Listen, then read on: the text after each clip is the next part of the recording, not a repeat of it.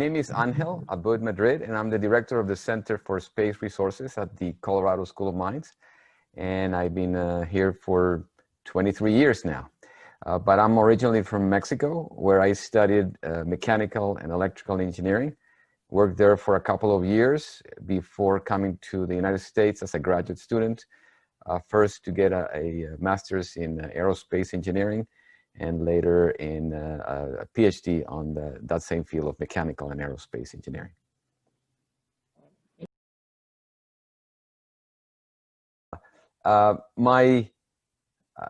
It's important to understand that I'm a kid of the space age. I was born in 1961 between the launch of Yuri Gagarin in April 12 and Alan Shepard from the United States in May 5th. I was born in April 28th, so right there. So as you can understand, my childhood was dominated by news about space, my childhood and my adolescence. So I had always this idea of the excitement of being involved in space. But back then, if you were not from the United States or the Soviet Union, there was just no chance to get involved in anything like this. Those were the two countries that were going into space. And I was from Mexico, so that was even worse. There was just no way to get involved. So my idea was, when going to college, to study something that I thought back then that could be related to aerospace at some point. So I tried to do both mechanical and electrical engineering. But like always happens, once you start in college and start studying, then your interest goes somewhere else. And so at the end, I worked for a couple of years. My first job was on a gold and silver mine, believe it or not. Something that I have not studied. I was not a mining engineer, but I was sent there to install a process to some remote area in the Sierras of Mexico. And I thought, I'm never going to use anything like this in my life. I'll do it. It's fun, but I'm going to forget about mining. Little did I know, and that's one lesson that one can learn. Never said you never use this anymore, because it's going to come and get you at some point, as I'll explain in a moment. So I did that, and then it came time to go for a graduate school. At that time, my interest shifted a little bit towards energy, combustion processes. And so I came to the United States and started studying combustion at Princeton University.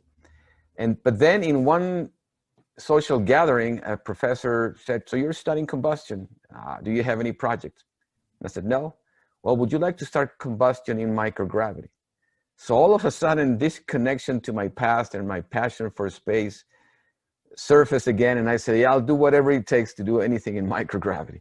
And so that path, just that casual encounter, took me on a totally different path, got me working on doing experiments in drop towers, then on parabolic aircraft to simulate up to 30 seconds of low gravity.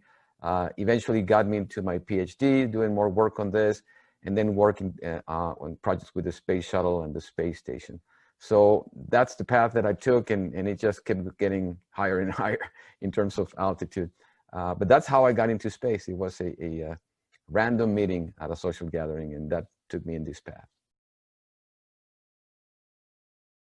A project that I very much enjoyed, I learned much from it, and I'm very proud of it.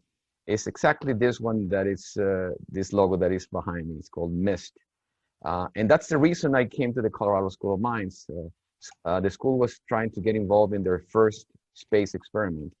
And I was another casual meeting that I went to the School of Mines just to see what they were talking about. And when they started talking about having a space shuttle experiment, I moved my bags in less than one day from Boulder to Golden, and I said, I'll do whatever it takes. And so this experiment consisted on not necessarily studying combustion in space, but how to put out fires in space.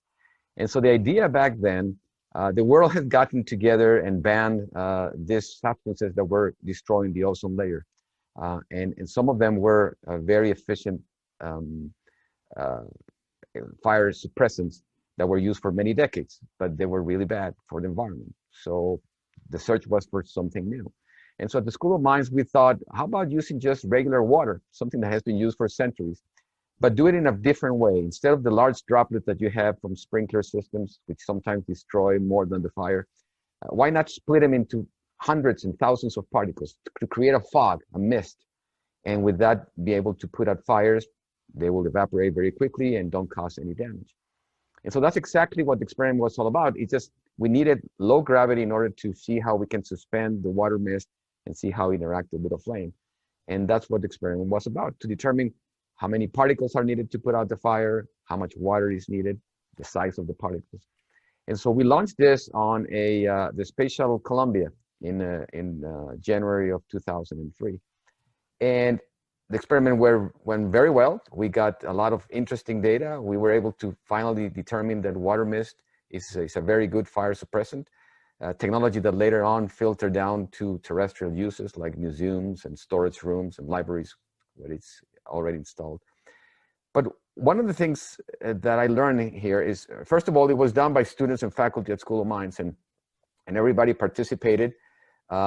We put our hands on this. We actually built the whole experiment that flew in the shuttle. So it was a great opportunity to work on everything, on managing the project, on the electrical part, the controls, on training the engineers that were going to be working on this, training the astronauts for 2 years, and be able to launch it and control it from the ground. So it was a great learning experience. But something else that I learned is that sometimes in life, you have to be ready for the unexpected. And especially in the aerospace industry. By the time that space shuttle launched, we were getting used to the shuttle going up and down, no problem, and it was routine, or so we thought. And something happened at the end of that mission. That was the mission in which the Space Shuttle Columbia disintegrated when it was coming down to Earth at 200,000 feet in altitude at 25 times the speed of sound. And as you can understand, it was quite a blow, quite a sad moment for everybody in the world, but also at Mines, the students and faculty that had worked with the experiment, that have interacted with the crew, and also that experiment was lost. And so what you learn from that is that you have to recover, you have to obviously mourn what your loss, learn from what happened, but then recover and keep going.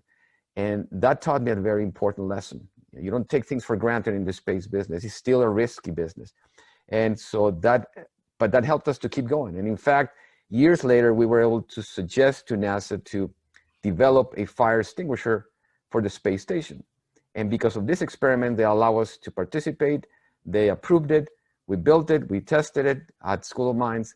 And now there are 9 fire extinguishers using water mist on the space station that are safeguarding the lives of the crew up there. So that's something to be proud of, and also a lesson, a very important lesson to be learned. Sometimes, especially in the Western culture, we tend to think about or think back to the Greeks, of all the things that we learned from them, Hipparchus and Ptolemy in Rome, of all the major contributions. But there was a very important period in time when the Roman Empire fell, and then the Middle East came along and then took over the north of Africa all the way up to Spain, and they completely started not just absorbing all the knowledge that was there before, but all the knowledge that actually they can produce. And so that was the case with Abbud Madrid and many others that not only recovered and kept that knowledge that was to be lost if they didn't come along, but they added to it, and in fact gave us a lot of the names of the name of the stars, many of the positions of them, and so we owe a lot of the Arabic culture much of the knowledge that we have from the start. So they have been my heroes for quite some time, because again, I never knew they existed until I started reading out the books, learning a little bit of Arabic to try to see if I could understand their work, and I was fascinated by their influence, and it has stayed with me till this day. Think about space resources as anything that you can use beyond Earth that could be useful to you. Anything. And this could be something material, like metals and minerals and water and oxygen on the moon, asteroids, or Mars, or any other planetary body. But also some intangible ones: solar energy, microgravity, ultra-high vacuum. These are all important resources. In fact, the very first resource that was used from space was just the view from above, being able to look at our Earth and be able to predict the weather and to have communications and positioning systems and be able to track the health of our planet from up above. So those are all useful resources. And so this field has grown to the point now that we are realizing that in order to continue exploring, in order to have larger payloads, being able to travel further, to have humans living not just for a couple of days on the moon or Mars, but for extended periods of time, we are going to have to use the resources from those places to live off the land. Not necessarily to bring those resources to Earth. That may happen in the future at some point where things at Earth become more difficult to extract. But right now, the importance is that you can use those resources not only to give oxygen and water for humans to breathe, but also to have your construction materials, your tools that you can make from 3D printing from lunar or Martian soil, the water that you can use for not only drinking, but splitting into hydrogen and oxygen, which is your most energetic rocket propellant that you can find. And so these are very useful elements that you can use without having to send them from Earth, which is extremely energy intensive and extremely expensive. So that's the field of space resources. And that's why not just the government, but the private sector and universities and the international community are getting excited about participating on it. Any student from kindergarten to high school, this is the most exciting time that we have had in space for a long time. This is the time for you to get involved in all sorts of interesting projects, from just satellites, from rocketry, from landing on the moon, from going to Mars, from utilizing the resources from space. The world has opened up in a way that not only the large countries that used to be involved in space can actually participate, but there are more than 70 space agencies around the world working on all sorts of things related to space. So this is the time to get involved in the field that you like the most. If you're an electrical engineer, get involved with electrical systems that are going to run on rockets. If you're a chemical engineering, go for the propellants, mechanical, robotics. If you're in petroleum engineering, go and extract and drill for water ice on the moon, Mars.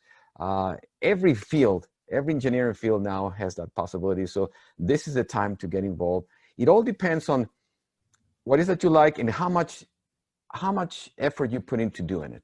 And so, in fact, let me leave you not with my own words, but from words that stayed with me from one of the members of the Columbia shuttle that exploded in 2003, in which we had our experiment. And this happened to be the first woman from India that flew on the space shuttle. Also, she was a woman that broke a lot of barriers. She was one of the first students of aerospace in India when it was not possible for women to do so. So she broke a lot of barriers and got to fly on this on the space shuttle. But interestingly, on the night before the accident, on January 31st, she wrote an email to the students on her alma mater in Punjab University in India, just telling them exactly what you were asking. A few tips on how to get involved in not just space projects, but anything that they like to do. And she wrote this email that arrived to them before the accident, and unfortunately, they got to read it after the Columbia had disappeared. But those words have stuck with me, and they still guide me every day. And she said the following. She said, "The path from dreams to reality does exist."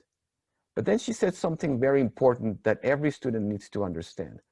May you have the vision to find it, the courage to get onto it, and the perseverance to follow it. If you do that, you can get involved in any project, in space, or any area that you want, and be successful and make your dreams a reality.